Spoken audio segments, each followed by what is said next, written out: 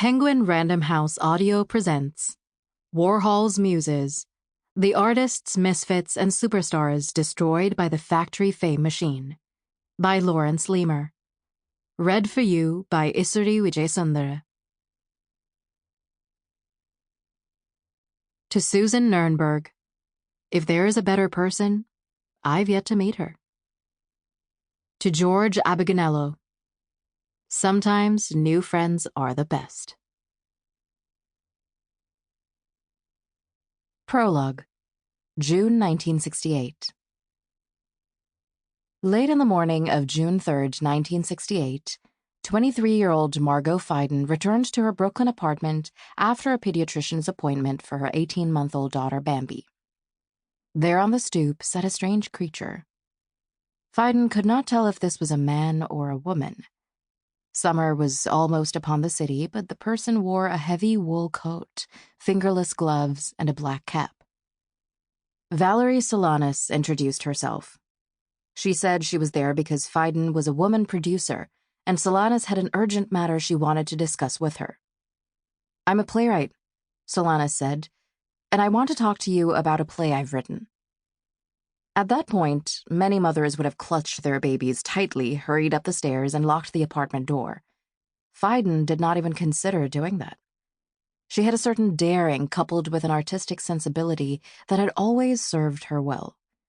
She'd already produced a successful Broadway musical version of Peter Pan with actors from the High School of Performing Arts, when she herself was just 16 years old. Over the next several years, the precocious Fiden had produced other plays, but nothing with the success of her first effort. Still, she was an established and successful theater and art world mover and shaker. Solanas knew Fiden would be the perfect person to produce her new play, which she clutched under her arm. Fiden was always looking for new ideas and people to inspire her work, so why not invite this woman up and hear her out? They ascended the stairs together. Still wearing her coat, Solanas paced back and forth in Fiden's apartment, bursting forth in a manic monologue of startling originality. 32-year-old Solanas had rarely been so articulate and persuasive, or had an audience that listened so long or so attentively. Solanas laid it all out there for Fiden, not just the play she had written, but her life story, how her father had sexually abused her, how other men had hurt her in different ways, and her proposed solution, a world largely devoid of men. Solanas expressed her ideas with energy and sarcastic wit. She had an answer to everything. "But aside from procreation, what about women who want to have sex with men?" Fiden asked. Solanas had it all worked out. "We'll keep men in bullpens, and women will come and choose which one they want. Number 3, number 30, number 98. In her feminist paradise, it was one of the few roles some men might genuinely enjoy. Listening to Solanas, it was clear to Fiden that this woman in front of her was not the new Karl Marx, elucidating themes from a feminist version of the Communist Manifesto. She was more like the savage satirist Jonathan Swift, whose A Modest Proposal suggested the Irish could work their way out of poverty by the poor selling their children as food for the rich. Fiden saw pacing before her a brilliant young woman with intelligent, sad eyes, but a tragically damaged person. If only Solanas could pull back a little, asserting a greater measure of sanity, her prospects were endless. After Solanas had gone on for 3.5 hours detailing her vision of a brave new world, she segued abruptly to the purpose of this journey to Brooklyn. She asked Fiden to produce her play, Up Your Ass.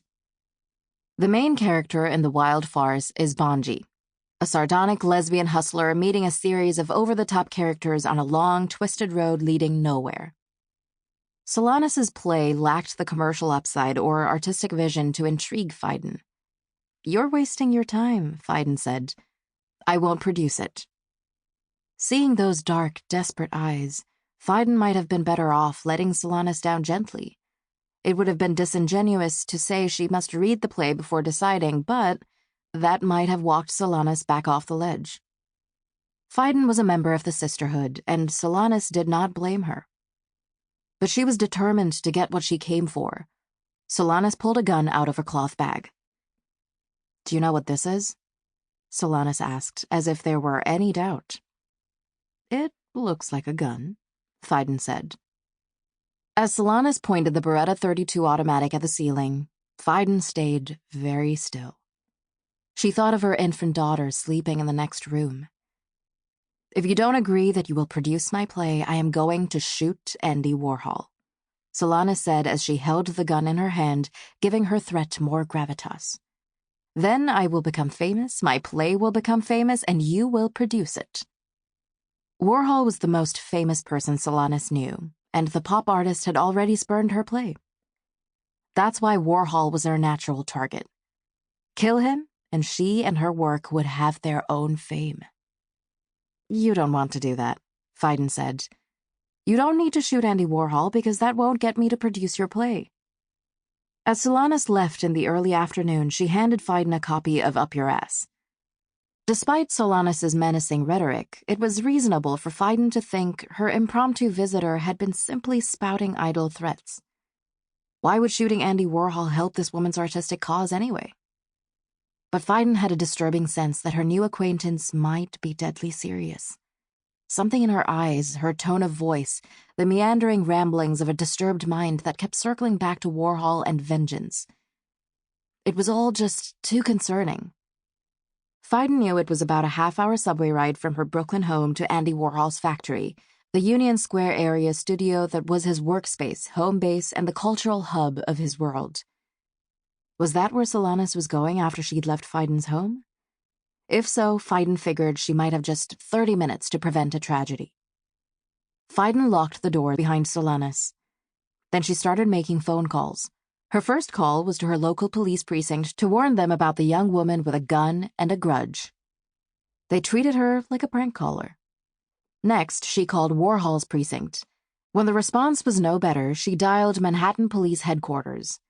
She even tried the offices of Mayor John V. Lindsay and Governor Nelson Rockefeller, but no one she spoke to expressed any interest in her increasingly desperate pleas.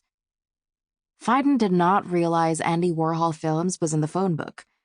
Had she reached that number, whoever talked to her would probably have locked the entrance door and warned Warhol. Solanus would have gone away disappointed, but as she slowly came down off her manic peak, she might have set her mad scheme aside.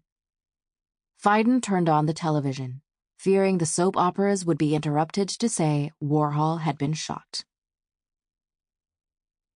When Solanus arrived at the factory, Warhol was not there. Obsessed with what she must do, she returned as many as 7 times that afternoon, trying to catch him. Solanus had ditched the hat she had worn earlier at Fiden's house, and she had exchanged the cloth sack for a paper bag containing 2 pistols. The Beretta she had waved before the young producer, and a Colt .22 revolver. Her short hair was neatly coiffed, and she wore lipstick and makeup as if prepared to have her photo taken. She had lost the manic rage Fiden had seen in her, and was in a zone of clear purpose and steely resolve. When 39-year-old Warhol exited a checker taxi in front of the factory at 4:15 p.m., wearing a brown leather jacket over a black t-shirt, Solanus was waiting for him. As Warhol paused on the sidewalk, his boyfriend Jed Johnson strode up. Hired initially to sweep floors at the factory, Johnson had transitioned to a new role as Warhol's lover and constant companion. A nascent interior decorator, Johnson was carrying fluorescent lights back to install in the studio. Solanus entered the building and waited for the elevator beside Warhol and Johnson. Warhol, always studiously observant, understood the importance of clothing as a defining characteristic, representing who a person was or wanted to be. He noted that Solanus wore a turtleneck and a thick fleece trench coat that would have been perfect for a frigid January day, but it was a muggy June afternoon. Her lipstick and makeup were thickly yet inexpertly applied, as if their wearer were not used to such cosmetics. Something was definitely off. Solanus followed Warhol and Johnson into the factory offices. Warhol gave her an appraising look that didn't invite approach. It was his way to push back from people with whom he did not wish to be associated. She had made a bit of a nuisance of herself over the past few months. He wasn't about to encourage her. Warhol took the phone to talk to Viva, his friend and one of the glitzy muses who were always flitting around, accompanying him to parties. Sample complete. Ready to continue?